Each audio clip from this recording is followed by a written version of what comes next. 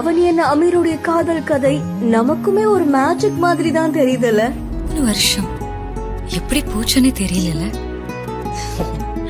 நமக்கு பிடிச்சவங்க கூட இருந்தா 3 வருஷம் கூட 3 நிமிஷம் மாதிரி தான் இருக்கும். இந்த 3 வருஷத்துல எவ்வளவு எண்ண முடியாத நினைவுகள். ஒரு பையனுக்கு ரொம்ப சந்தோஷமான விஷயம் எதுன்னு தெரியுமா?